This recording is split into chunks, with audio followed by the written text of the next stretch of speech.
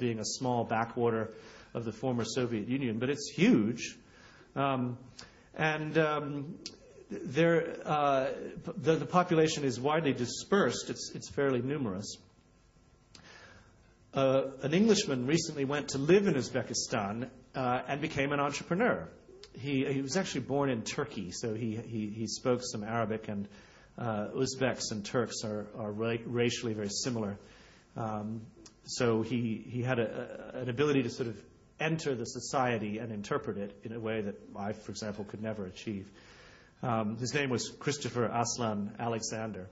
And he set up a carpet business, manufacturing carpets in, I forget the name of the town, Khiva, I think. And for 7 years, he built a business. He created jobs, particularly for women. He sold a lot of carpets. They were exported abroad as well as sold domestically. It was, by any measure, a successful entrepreneurial venture. He had failed to start up any successful companies back in England, but he succeeded in Uzbekistan, at least for a while. But ultimately, he somehow managed to offend the mayor of the town, who revoked all of his permits and very quickly made it clear to him that he would be murdered if he didn't leave, so he left. And he came back to the UK and wrote a book about his experiences, and also generally about the environment for entrepreneurship in Uzbekistan. Basically, you can get lucky, but if you offend just one person, it's all over. That's not what I would call an enabling environment.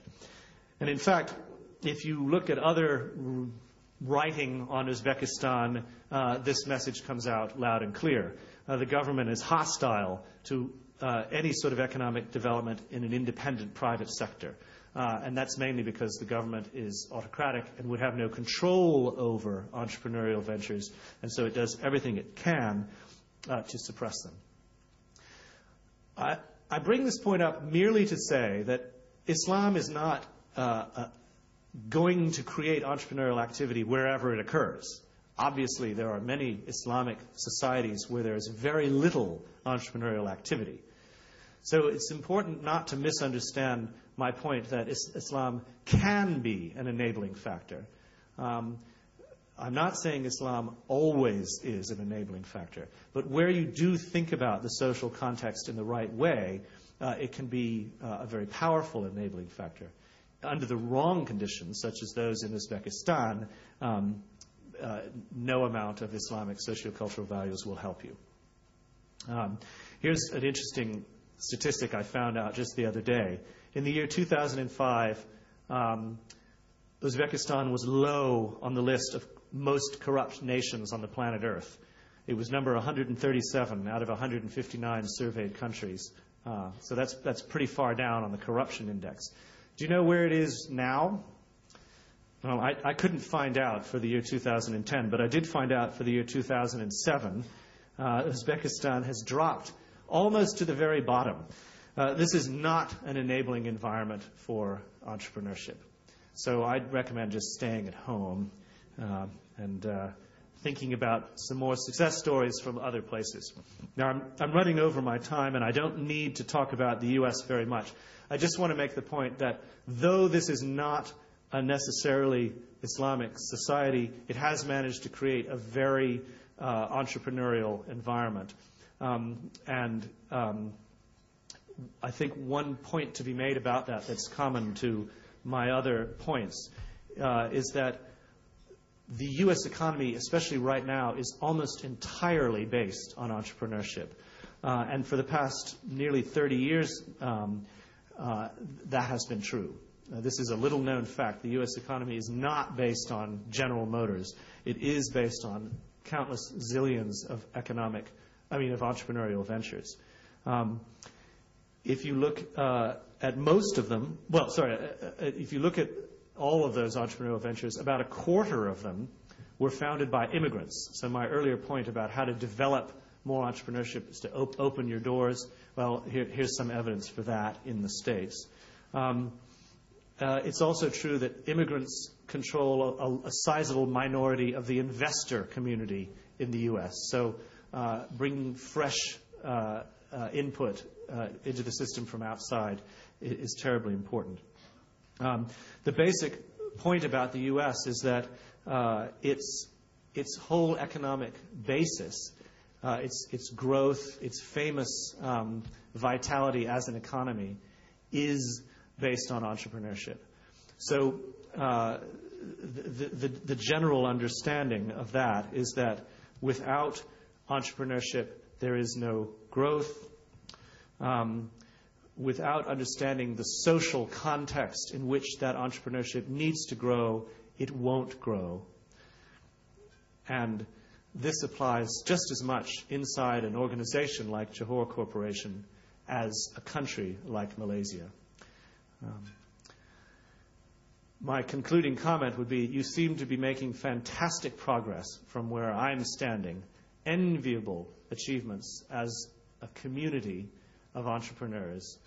And I think your future as a community of intrapreneurs under the spirit of business jihad will doubtless be very impressive indeed. Thank you very much for your attention.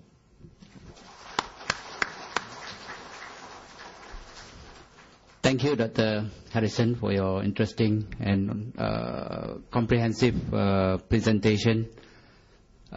Certainly, it has given us new perspective and spectrum about the topic. So I'm not the subject, so I would like to open the question and answer session. Can I have a question from the floor? Yes, please. You can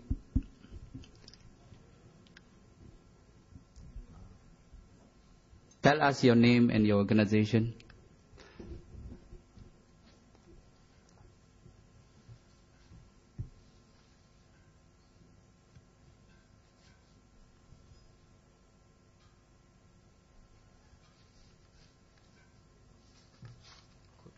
Good presentation. Is it okay? Yeah, good.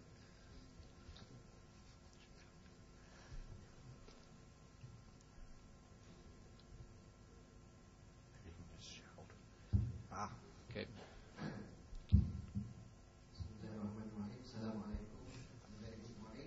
Salam. Dr. Paragon, Mr. Chairman, before I proceed to the question, just a minor correction that I would like to make on your presentation, particularly on one of the slides that features Imam Al-Ghazali as a narrator of Hadith. In Islamic studies, Imam Al-Ghazali has never been a narrator of Hadith. So probably corrections on that particular slides. Thank you very much. Oh, thank you. Thank you very much.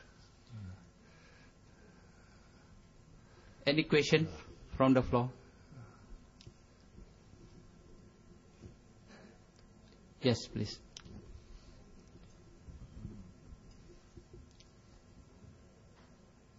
Very good morning to Salam. ladies. My question to Dr. Paragon would be... Your name, please. My name is Hafiz from CCD, Corporate Communication Department. My question would be, do you think the Western... Okay, you have explained earlier that in the Western tradition, risk-taking has been only one-sided, right? So my question would be, is it largely affected or influenced by the Western practice or Western values itself that is much legalistic in nature? Thank you. Oh, that's an excellent question. I mean, the role of law in the enabling environment for entrepreneurship is immense, and I didn't talk about that at all. You're right. The legal framework of the West is inherited from mainly Roman law. And therefore it has a 2,000-year tradition behind it. The only major revision to the legal environment in the West was the Napoleonic Code developed in the early 19th century in France that obtains in parts of Europe and North America. But it has some strong roots in Roman law as well. And as you point out, Roman law privileges the individual. the individual's rights